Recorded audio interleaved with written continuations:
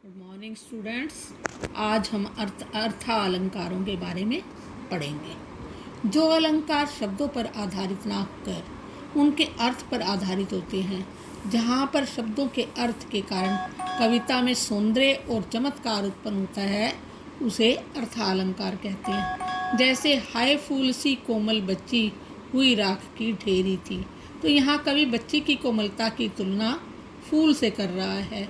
फूल के स्थान पर यदि कुसुम शब्द का भी प्रयोग किया जाए तो भी सौंदर्य में कोई अंतर नहीं आएगा, क्योंकि कविता में सौंदर्य या चमत्कार शब्द से नहीं बल्कि अर्थ से उत्पन्न हो रहा है। कुछ प्रमुख अर्थालंकार इस प्रकार हैं: उपमा, रूपक, उत्प्रेक्षा, अतिशयोक्ति, मानवीकरण।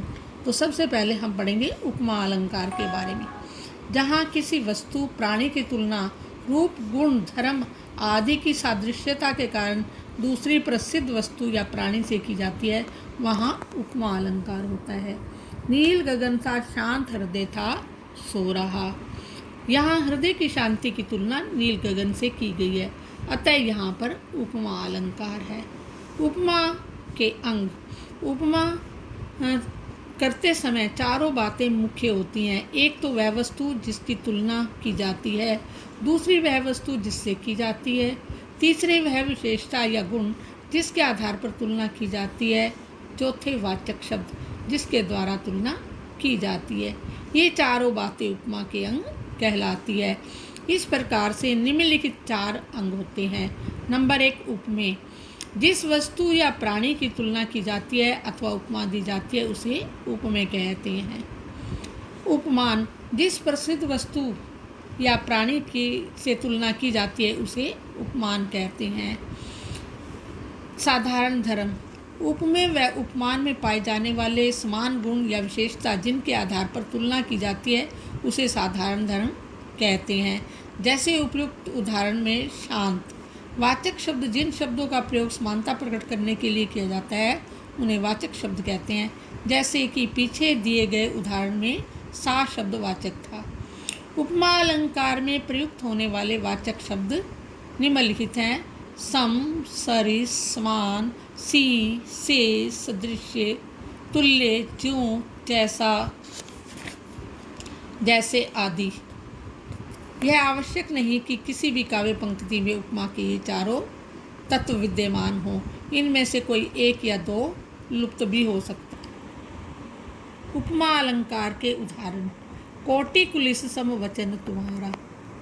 कोटि कुलिस सम करोड़ों वज्रों के समान, तुम्हारा जो है अमृत के तुल्य वचन है, तो इसीलिए यहाँ पर सम आ गया, तो इसीलिए यहाँ पर हमारा उपमा अलंकार है।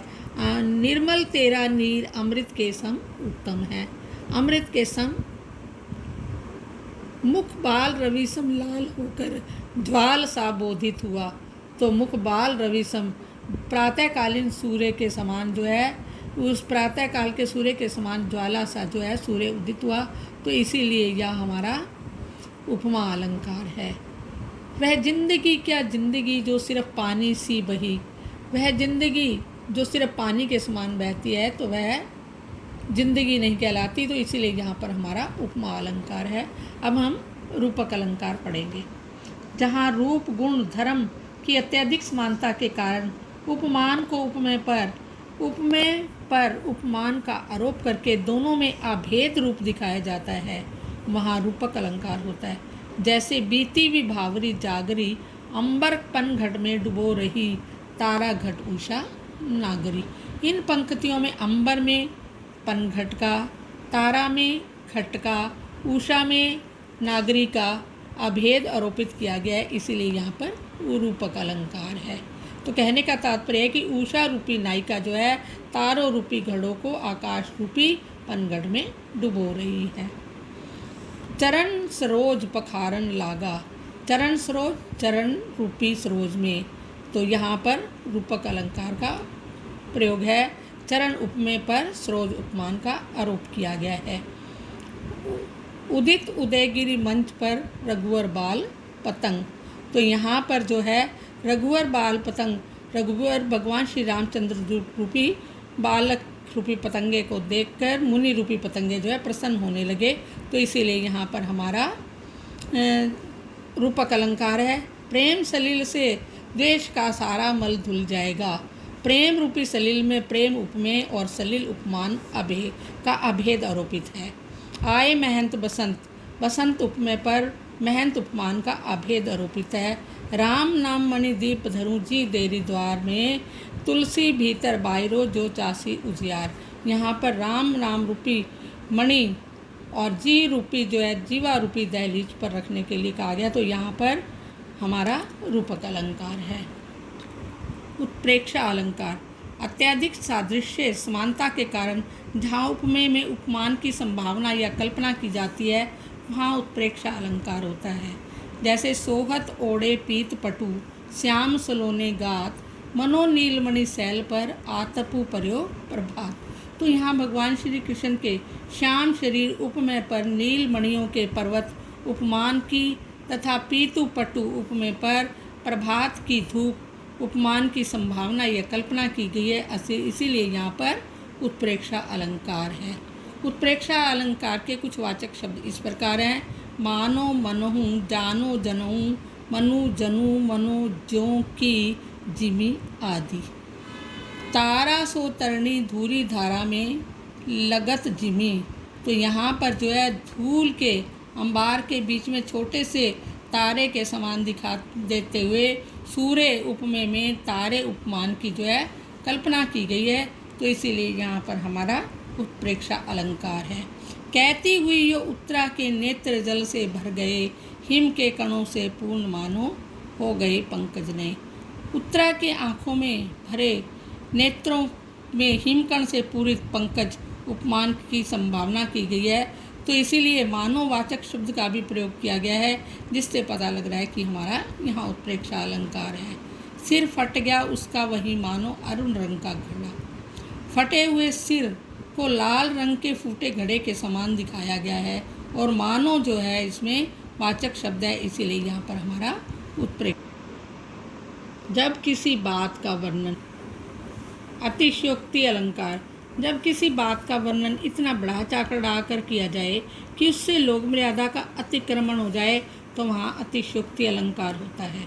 जैसे कड़त साथ ही म्यानते असिर पुतनते प्राण, कहते जैसे ही तलवार म्यान से निकली तो शत्रु के प्राण शरीर से निकल गए, जो कि संभव नहीं है। तो यहाँ वीरता का वर्णन बढ़ा चढ़ा कर किया गया, अतः यहाँ अतिशयोक्ति अलंकार है। अतिशयोक्ति अलंकार के अन्य उदाहरण, पूर्व भवनों के कलशों से उलझे वायुयान। तो यहाँ उन्होंने बताया कि पूर्व नगर के भवन इतने ऊंचे थे कि उनके कलश आसमान में उड़ते हुए वायुयान से उलझते थे। तो भवनों की ऊंचाइयों का जो है अतिशयोक्तिपूर्ण वर्णन किया गया है, तो इसीलिए यहाँ पर अतिशयोक्ति अलंकार है। देख लो साकेत नगरी है यहीं स्वर्ग से मिलने गगन को जा रही। तो साकेत नगरी के भवन भी ऊंचे हैं और जो आकाश की ऊंचाइयों को छूते हुए दिखाए गए हैं, अतः यहाँ पर भी अतिशयोक्ति अलंकार है। हनुमान की पूंछ में लगन न पाई आग, लंका से गिरी जल गई कई निशाचर भाग। कहते हैं कि हनुमान की पूंछ में आग ही नहीं लगी, लगने से पहले ही सारी लंका जल गई, तो इसीलिए यहाँ पर अतिशयोक्ति अलंकार है। भूप सहस 10 एकई 12 लगे उठावन टरतन रटारा। कैसे 10,000 राजाओं के द्वारा शिव धनुष को एक साथ उठाने का प्रयास किया गया, परंतु वह बिल्कुल भी तनिक भी नहीं हिला, तो इसीलिए यहाँ पर हमारा अतिशयोक्ति अलंकार है। मानवीकरण अलंकार, जहाँ मनुष्यों के अलावा अन्य प्राणियों व जड़ प्रकृति को मनुष्यों की तरह कार्य करते दिखाया जाता है, वहाँ पर हमारा मानवीकरण अलंकार होता है। जैसे मेघ आए बड़े बनठन के सवर के, यहाँ मेघों को मानव की तरह क्रिया करते हुए दिखाया गया है कि वे मनुष्य की तरह बन ठर कर संवर कर आए हैं, इसीलिए यहाँ मानवीकरण अलंकार है।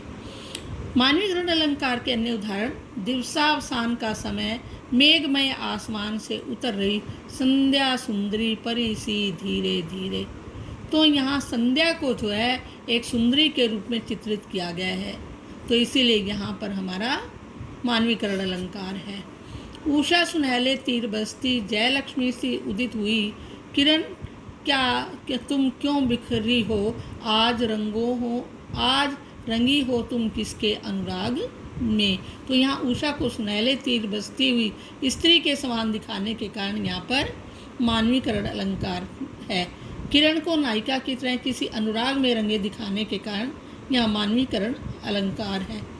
खड़ खड़ करताल बजा नाच रही बेसुध हवा, तो हवा का करताल बजाकर नाचती हुई स्त्री के रूप में दिखाने के कारण यहाँ पर मानवीकरण अलंकार है।